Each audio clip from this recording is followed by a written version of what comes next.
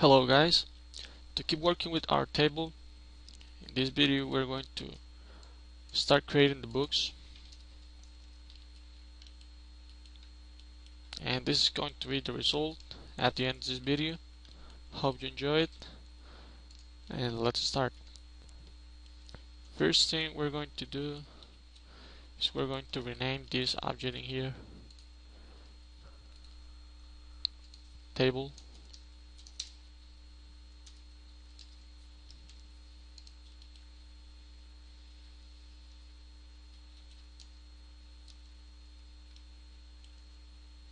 Now to create the books we're going to add a cube,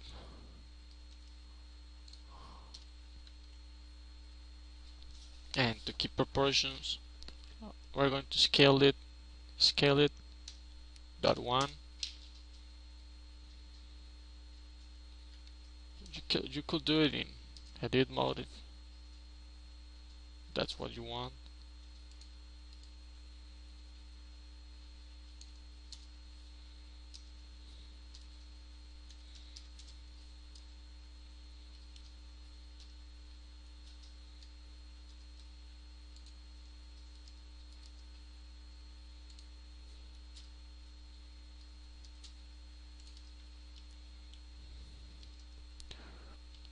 We're going to be using the center of the object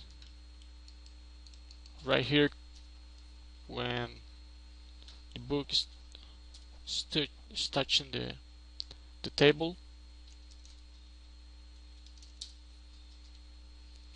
You will see the reason later. Now we're going to scale this in x-axis, scale along z-axis .74.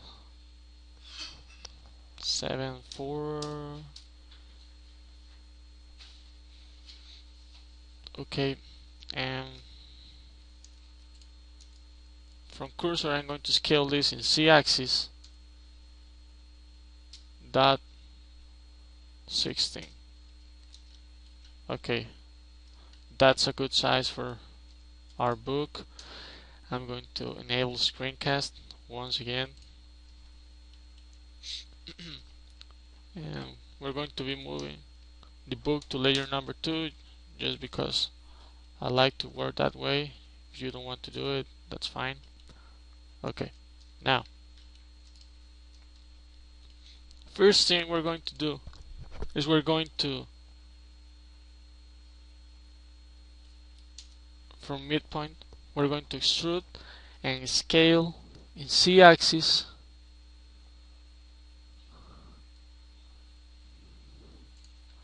okay, and now we're going to deselect all those faces, no, vertex. We're going to deselect those vertex and move it along x-axis like that. The reason to don't be adding lap cuts is because now we have, for example, if I add a lap cut, you will notice that it goes around the whole book. If you add some lap cuts to get this shape, you will notice the difference. Okay, now we're going to extrude again, scale in y-axis,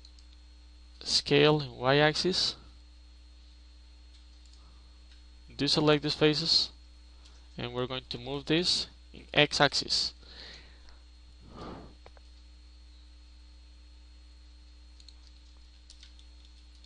Okay, this is our book.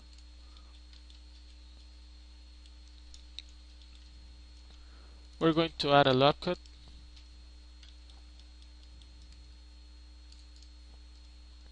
and scale it in y-axis.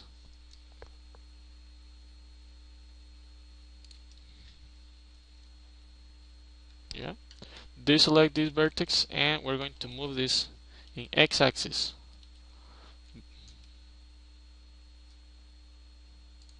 Okay, you see it that when we extrude those faces, instead of being adding lap cuts, we have created the lap cut going by the whole object, and that's exactly what we want, because now that we are moving this vertex, it's working the way we want.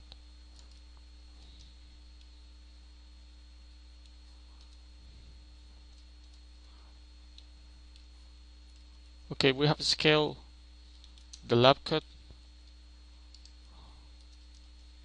because we don't want this to be flat, and we're going to be using subsurf, so um, we will need this.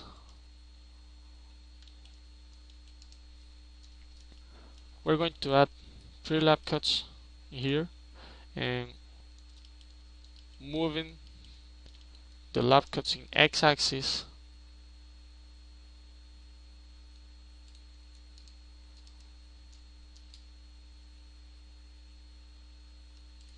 to make it look better.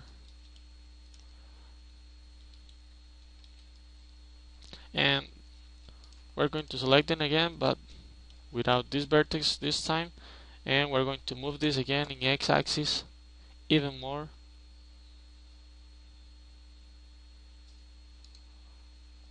But we're going to select this vertex too.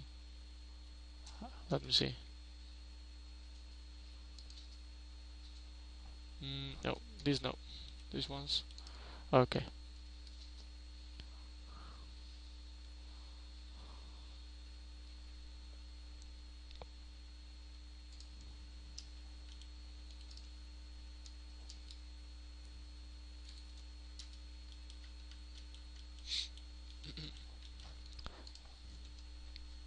Okay, you will notice that this is looking like a book, but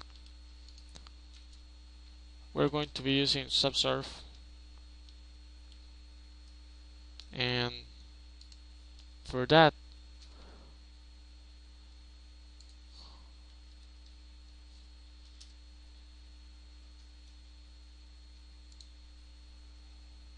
sorry for that we will need some lap cuts to keep the shape, so that's what we're going to be doing.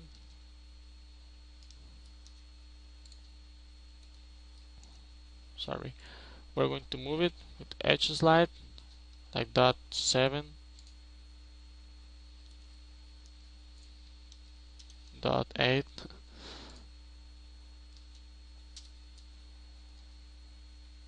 and we will need lap cuts here too. Dot 95 is going to be working. 95 negative this time. Same for this side of the book. Negative again. We're going to be using this in smooth, the shading, surface, subdivision surface, and now this is basically how our book is going to be looking like,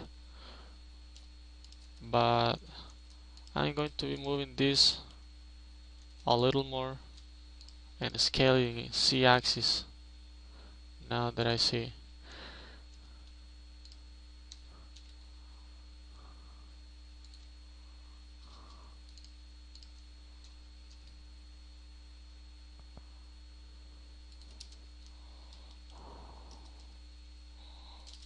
Optimal display.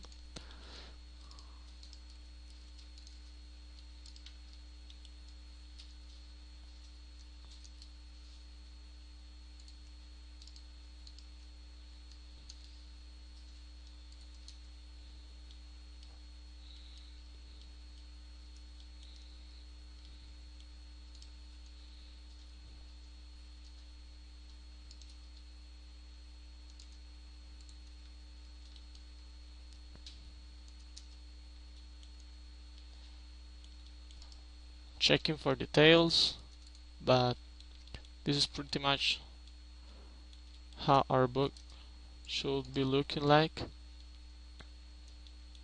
We will be using textures, of course, when rendering, and maybe this is going to be the loop to create the sim, this one, and probably this one.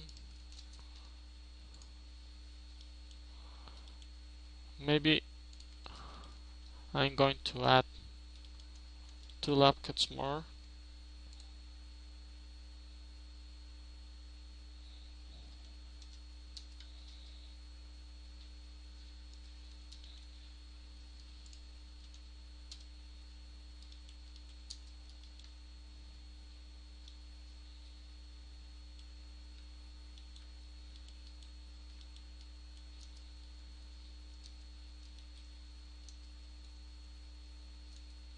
They are not necessary.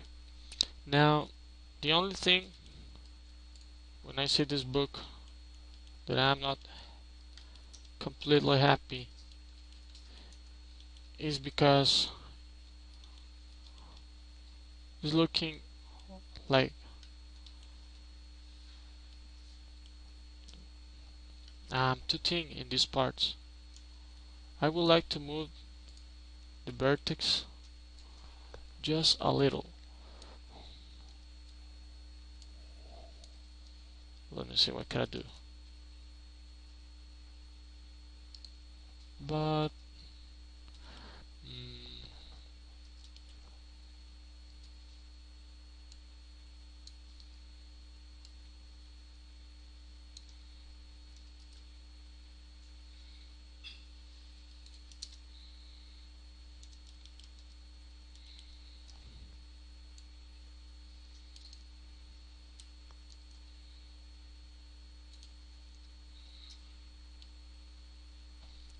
and I'm going to move this in x-axis too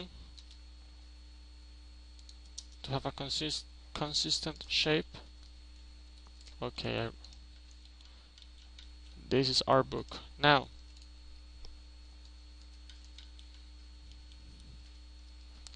in the final result, we're using five books, yeah, and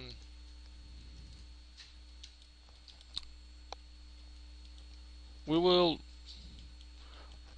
be texturing this object later, and we don't want to be texturing 5 objects that are really similar.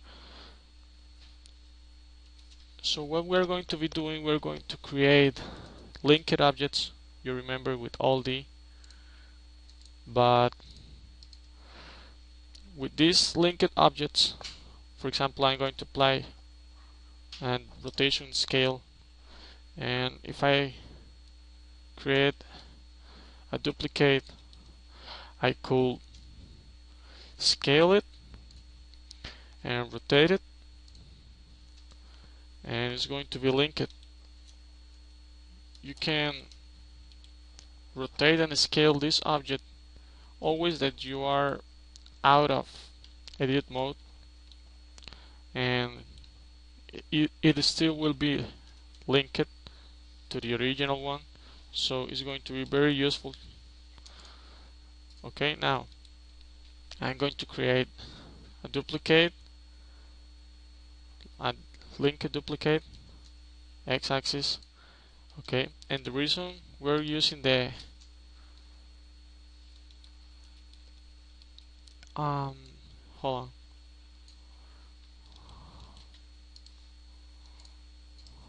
Okay, the reason we're using the pivot point here is because we can scale this object as much as we want, and it will be always touching the table, so you should not worry about this, and that's why I like to work with the pivot point in that place. Okay, again I'm going to create a duplicate, a linked duplicate, and this object where I'm going to scale it,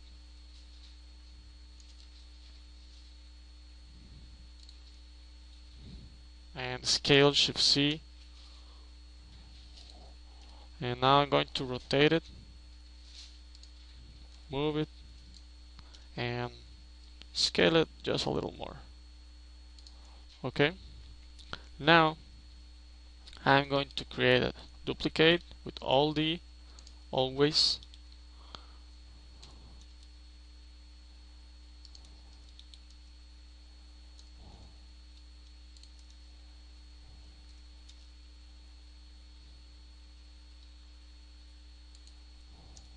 okay, and now I'm going to scale this object. Hold on, I'm going to scale it, scale Shift C, I'm going to rotate this and move it, and you will see that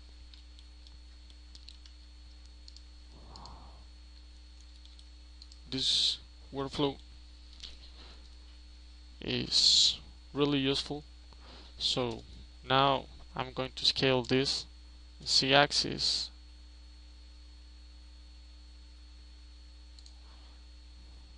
scale Shift C, and move it and rotate.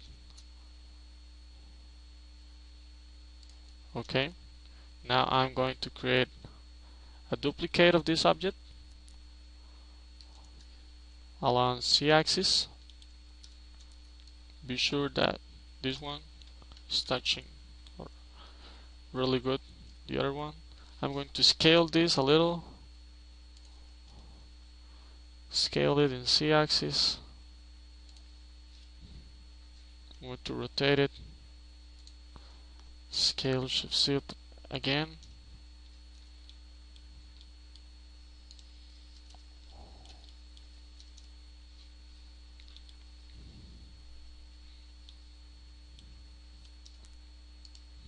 and we can repeat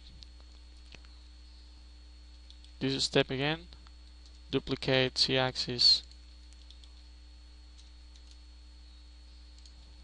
Okay, and again we're going to rotate this,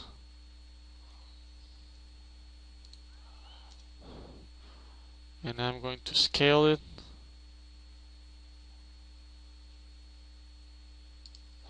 Scale it,